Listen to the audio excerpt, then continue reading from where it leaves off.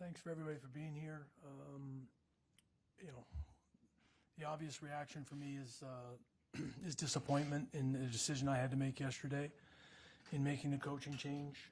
I have nothing but respect and utmost appreciation for Jim Montgomery as a hockey coach, as a person. The infusion of positive reinforcement that Monty brought to the organization from day one, resonated. A historic season, fell short of a goal, went back to work the next year with significant change, and he's going to be a good NHL coach. He is a good NHL coach, and I wish him well. His family was a big part of is a big part of his success and dynamic, and we're going to wish them well in everything they do moving forward. It came from a decision of our team really just not performing to the level of expectations that we have grown to appreciate as a fan of the sporting community here. And, for me, I had to change course. It's not generally been my nature to not enter into a relationship. I've worked with a lot of people over an extended period of time, unless they've gone on to other situations. And in Monty's case, we had entered into extension talks, couldn't find a deal based on what we had offered, and then when the underperformance of the team reared its head for 20 games, I had to make a decision. And moving forward, that rests with me now. From a personnel standpoint, and the players themselves, they have to understand that they're not where they need to be, and we're either going to get back there or there'll be continued changes across the board. So, we've placed Joe in a position now here to get his hands on the steering wheel. Joe's well equipped to be able to do this and lead this group. Institutional knowledge for a number of years of teams that have been successful and where it needs to get back to be successful. He's interviewed around the league for other jobs, and he's well equipped to handle it. And the staff will be as it is for right now, but I don't rule out that we won't bring in somebody to complement this group. Donnie, the Bruins' struggles seem pretty wide ranging when you look at the stats and the performance in all these areas. Are there a couple of things you look at right now and say these are the areas that need to be improved, or these are the problem areas, or this is what needs to get turned around? Yeah, it's hard to wrap your head around the fact that you've got maybe upwards of 10 players off of what their norms would be, not even their high side of things, if you go back a year ago. So that's concerning, and that's been part of this, especially teams, which has been a pretty strong staple of our organization for a number of years, and they're well underwater, and we have to get back to address it. A lot of the same personnel, so that's a little confusing at times to realize that we're not executing what the pre-scout is going to be, and that again falls back on the players in a lot of ways. The 5-on-5, the expected, how we look at things and what we're generating, it puts a lot of pressure on your team when you're not tight, especially teams-wise. We've taken way too many penalties, so we've been undisciplined in that regard. We're putting a lot of pressure, on that part of our game. We've looked at outside of a couple of games, be it Carolina and Dallas, where our expected stuff in a generation, even the other night in the first period, we make some colossal mistakes, but we should have probably scored in some situations. We haven't finished. And that needs to come back online to have success, but you can't put the undue pressure on your 5-on-5 to be the lion's share of how you're going to result every night. You couple that with where our goaltending was last year versus, the up and down a little bit in the performance level there. It's team wide, and that's where it's confounding to me in looking at every little area of our group that we need to be better from structure on out, and just we need to make sure our players understand that that's not the standard, and so we're gonna go to work on it. A lot of underperformances across the board here from all players, but the two big ticket items that you brought in, Lindholm and Zadorov, is there a concern that they're not a good fit here? No, I don't think there's a concern they're not a good fit. They have not played to the level we expected them to, but again, you pointed out it's pretty widespread.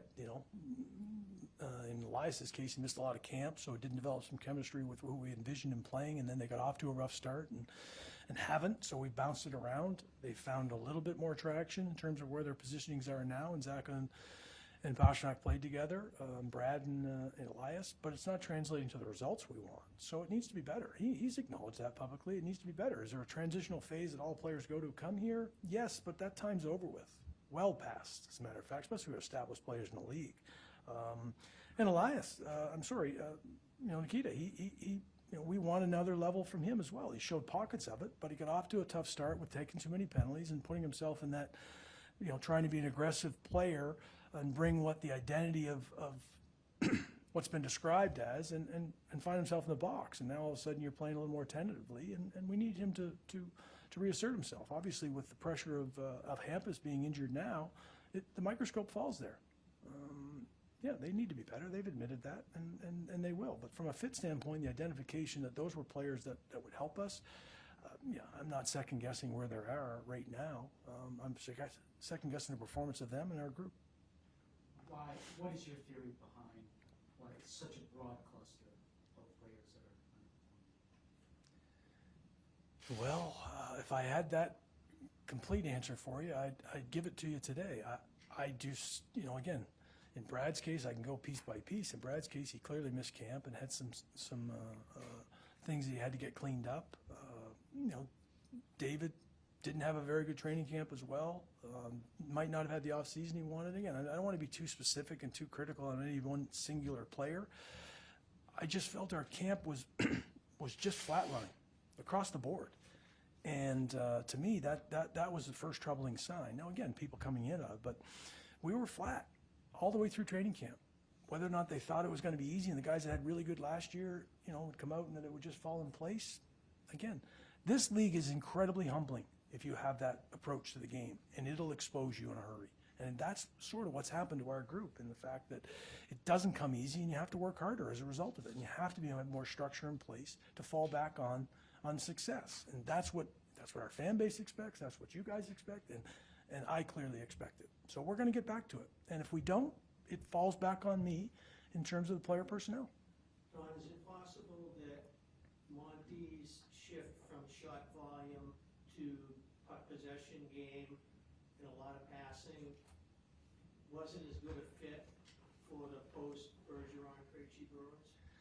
Possibly, in terms of some of the players not being able to execute to that level. When you're underperforming, if players are not feeling good about themselves, it's probably going to exacerbate those troubling issues. People will start to say, okay, do you have enough skill to be able to do that? Do you have enough speed to be able to do that? And these are the things that you have to be able to shift. Change is inevitable in the league. You're going to have turnover, and you have to be able to adapt, both from a coaching perspective and from a player perspective. It doesn't mean your fundamentals have to go away, and that's where I get back to a bit of the structure and playing without the puck that's been problematic to a degree as well. We've given up way too many high dangers in situations we just haven't, and that's the part that I want to get back to. Now, to your point on whether or not we can play a little more north-south and direct and get a little more volume-oriented and score the greasy part of it, I think that we probably have to get back to a little more simplistic approach, because we haven't been able to execute a system that was pretty damn successful. Now, again, it could be player-driven, and the hockey sense level of Patrice Bergeron's not going to be replicated. But these guys are more than capable of playing and executing and performing, and that's what we want to find out. We want to find out what this team is capable of, based on where we're at right now with 60 games to go. There's a lot of season. But you can't stay in neutral. You came and talked about that you've been lockstep in the fact that training camp wasn't what you wanted it to be.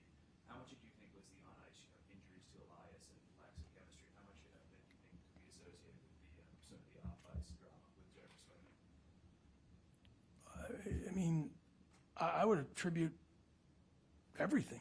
It's all in one. There's not any one thing we're going to point to and say, well, this was the sole reason. I think it's all part of it. But it's on the players and it's on the staff to make sure that we're coming out of that and ready to go. And I just don't think as a group we did a good enough job. Whether or not that's adhering to your player calling out your line mate to wake up in terms of the standard that we need. Whether you think it's going to be easier because you had a successful year the year before, it just doesn't work that way. The league is as I said earlier, it's humbling.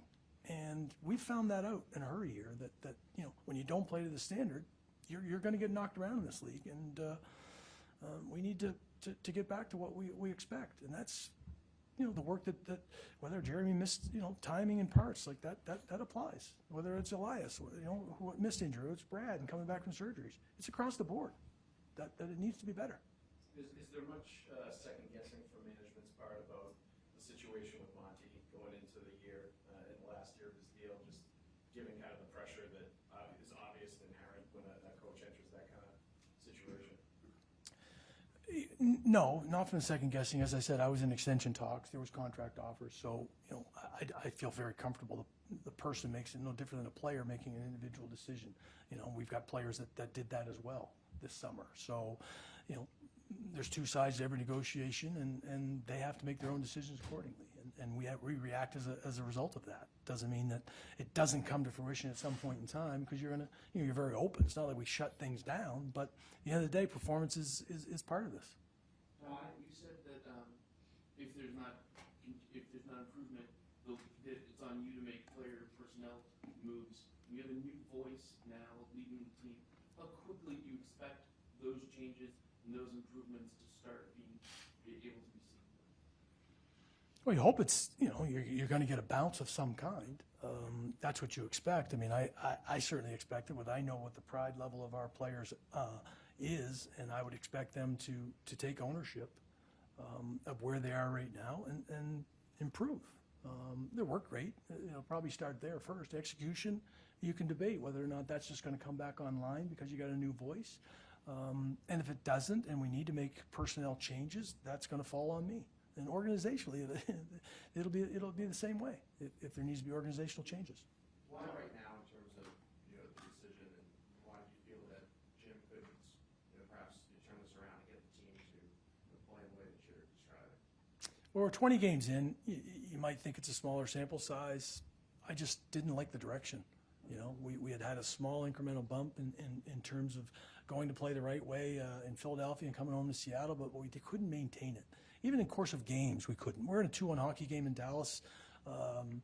We get off to a tough start. First shot goes in, but you battle back. You're in a 2-1 hockey game, and all of a sudden, bang, 3 goals. Like, that's just the parts of the things that bother me as a general manager, where our team can't stay as close-knit as they've been. They can't get through the adversity piece within a game, and they can't respond from game to game. And again, that's where I make a decision at this point in time. There's still 60 games to go. This group is capable of more, and that's what we're going to expect from them. Do you think that Monty lost the room? No. You can't say that Monty came in and made a positive influence, a connection with players for 2+ seasons, and then turn around and say they just tuned them out. They haven't performed at the level they need to, and that's as simplistic as I say. Monty's a good coach. His communication skills are outstanding, but it wasn't for whatever reason translating into the results from the player side there. When you're evaluating the coach, how much does the penalty issue play into, just looking at the coach and the job he's done, just based on the penalties this year, but also maybe going back to last year, too many ice penalties. There was a lot of penalties last year as well during the regular season. Yeah, you're right. We've struggled in that regard, and a lot of times it is. I mean, the penalties that are occurring, there's some carelessness to their, whether or not they're struggling, whether or not they're frustrated. Brad and I talked about his penalty he took against Calgary to start the third period. Like that is just, that's not being focused on what's most important at that particular time. It's one thing to defend your teammate and jump in there in situations of that nature, but to give a team any type of momentum when you're in control of a game, like that's just not where you need to be on an execution level. And he knew it, but it allows the other team to get some momentum. And there's too often that we've done that, and you're playing uphill as a result. You can't be on the you can't take this many penalties and expect to have success, because it's going to bleed in. Now your players that are playing in those roles, and sometimes on both sides of the equation, they're just taxed. And then you all turn around and say, well, why aren't we producing 5-on-5? There's a trickle down effect associated with that, and it just puts too much pressure on your club. So, whether that's coaching, whether that's communication, whether that's player driven, I think it's all of the above from the standpoint of being more disciplined. How is Joe different? How is Joe style-wise different? Joe's not.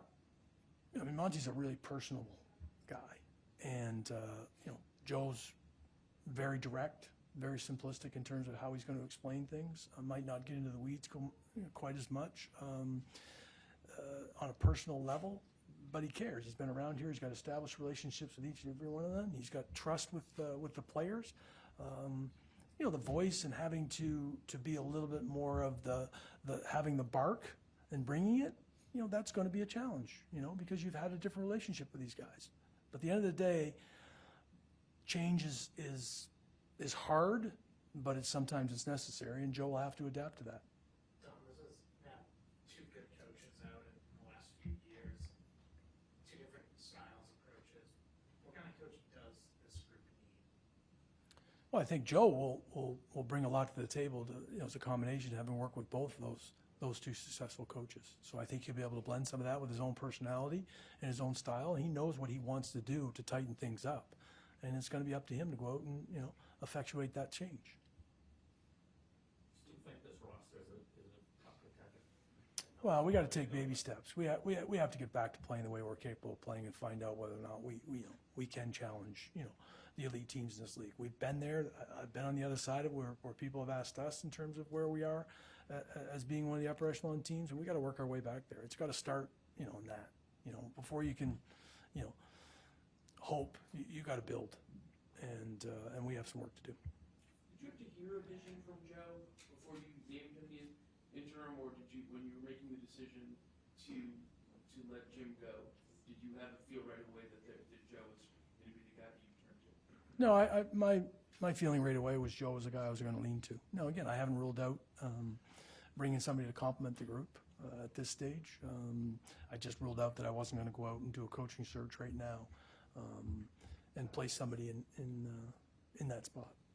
When you say somebody to complement the group, what are you looking for in that area? Well, we're one less coach, and when we added Jay to the staff, we felt that we were in a position to spread things around.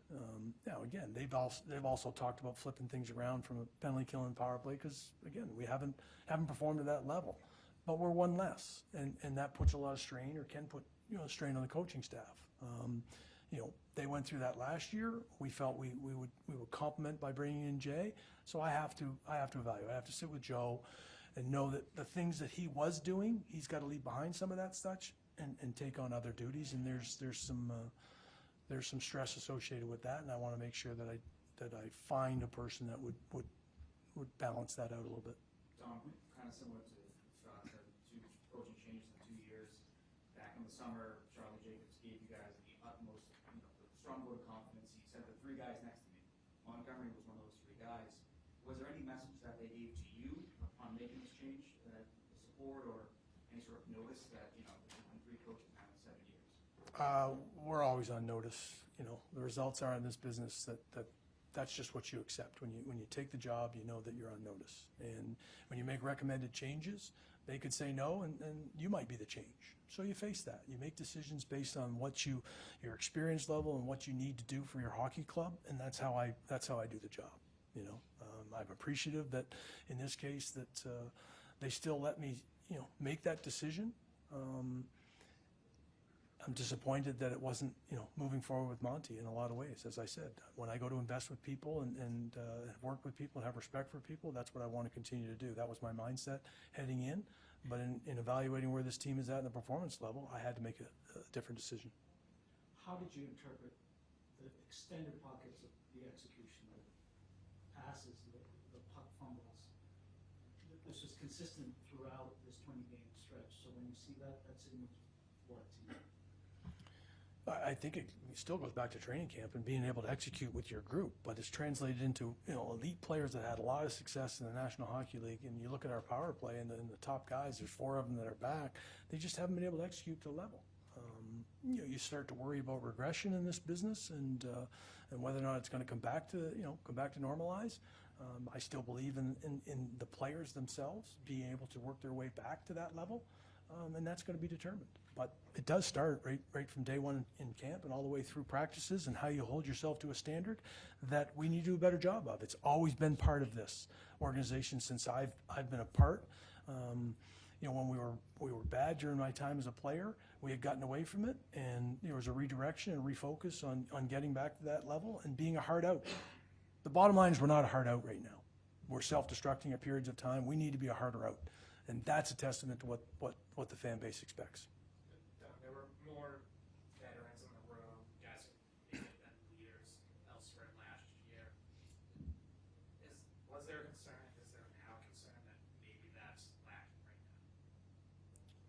Well, I think that the players themselves will acknowledge they need to do a better job in pretty much every area. From the standpoint of execution, I would think the leaders of our team will acknowledge that, yeah, they need to get out in front and make sure they're better and held accountable, and that will trickle down. That's how it was passed down. Change is inevitable, and players are going to retire and move on, and the next wave that you worry about, are they ready to take that mantle? You won't know until you're going through it. Brad did a fantastic job last year. He's the same person this year. He's, hasn't been as healthy as he wanted to be to start the season, and it's trickled into, maybe his execution and play, but you have to lead the same way. And that's the expectation of, whether you're wearing an A or whether or not you've been brought to it from another team and you've been a leader in that situation, it has to translate. You have to feel comfortable in your own skin to call out the new teammate and do the things that's required to keep your team at the highest level. When you talk about the training camp and that sort of leading into the performance that we see during the regular season, how much of a factor is Jeremy Swayman in that, having missed camp, and then, he obviously hasn't been up to his standards either to start this year? Yeah, I mean, I think Jeremy would acknowledge he hasn't played as well as what he's capable of playing, and we fully expect him to get back there. Now, how much time that takes because of camp, I don't know. Like, at the end of the day, reps are reps. If you don't feel like you're even if you've tried to convince yourself that you might be there, it's no different than Brad, in terms of missing some quality time and working your way back in game. It's just harder to do that. Time for two more. Do you feel like your locker room is perhaps too comfortable?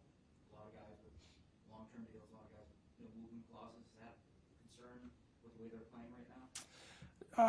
No, I referenced the fact that did players get a little relaxed or comfortable having good years last year and just think it was going to be a fait accompli that they go out and execute the same level? Maybe that trickled in.